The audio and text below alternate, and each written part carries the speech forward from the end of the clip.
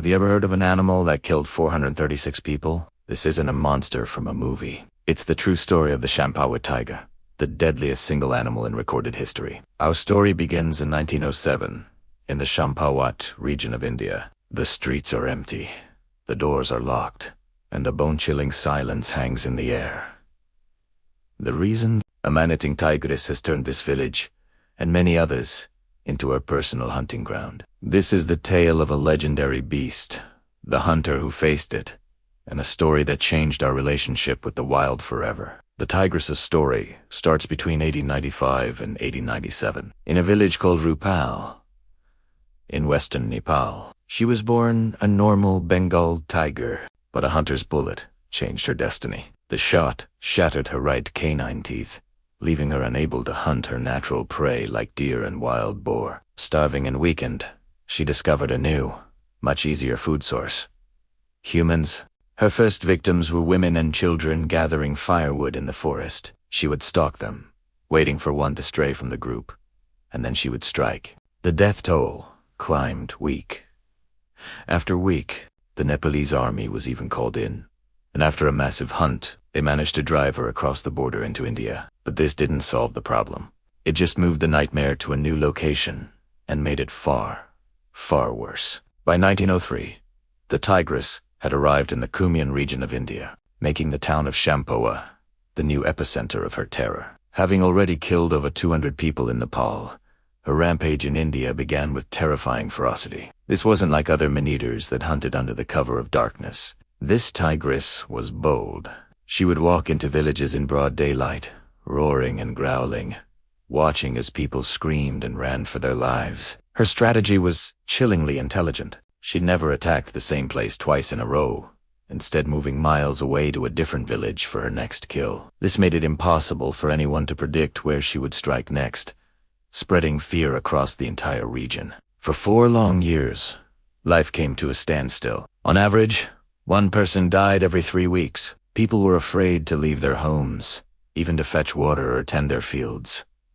The economy collapsed. The British colonial government, desperate, put a massive bounty on her head. Famous hunters and even soldiers tried to track her down, but they all failed. Some even became her victims, with the region paralyzed by fear. In 1907, a local official named Charles Berthoud turned to one man as a last resort: Jim Corbett. Corbett wasn't a professional hunter. He was a railway worker who had been born and raised in these very hills. He grew up poor. After his father died when he was 5, his mother had to raise 12 children alone. From a young age, Corbett learned to hunt to put food on the table. By the time he was 9, he had already hunted his first leopard. He wasn't just a good shot. He understood the jungle's language. He could look at tracks and tell you if it was a tiger or a leopard, male or female, and how long ago it had passed. He could even mimic their calls perfectly, a party trick that would later save his life. When Berthoud asked for his help, Corbett agreed, but with 2 conditions.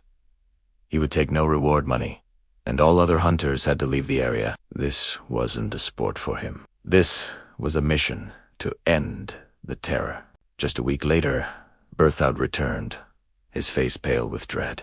A 16-year-old girl named Premka Devi had been taken from a village near Champawat in India. Corbett rushed to the scene. He found a trail of blood and followed it into the dense foliage, where he discovered the girl's partially eaten body. As he knelt to examine the scene, he heard a rustle in the bushes. The tigress had returned to her kill. Corbett fired 2 quick shots, but in his haste, he missed.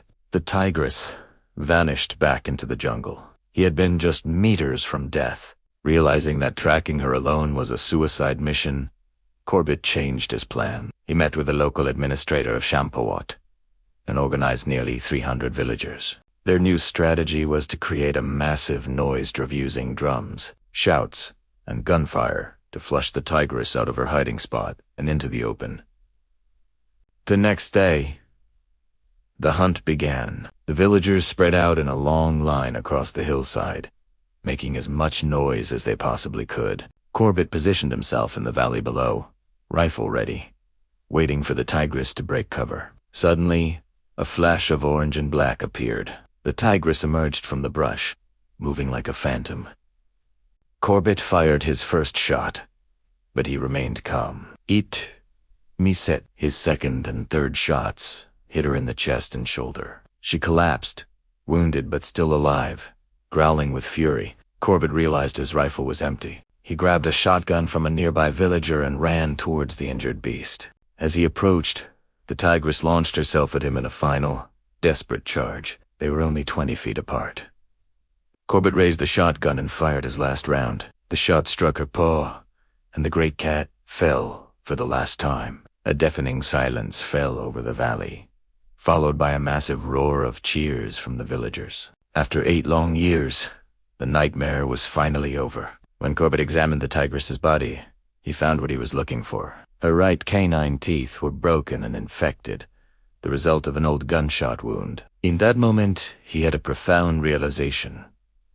This animal wasn't born a monster. She was a creature driven to kill humans out of desperation, unable to hunt her natural prey because of an injury caused by one. This experience transformed Jim Corbett. He went on to hunt over a dozen more man-eating tigers and leopards that had claimed more than 1,200 human lives. But in his later years, he put down his gun and picked up a camera. He became a passionate advocate for wildlife conservation, helping to establish India's first national park in 1936. In 1957, that park was renamed in his honor, Jim Corbett National Park, where Bengal tigers are still protected today. The story of the Champawat-tiger is more than just a chilling record in the Guinness Book of World Records. It is a powerful reminder of our complex relationship with nature and the story of a hunter who became a guardian. Thank you for watching, and if you enjoy this story, don't forget to like and subscribe for more.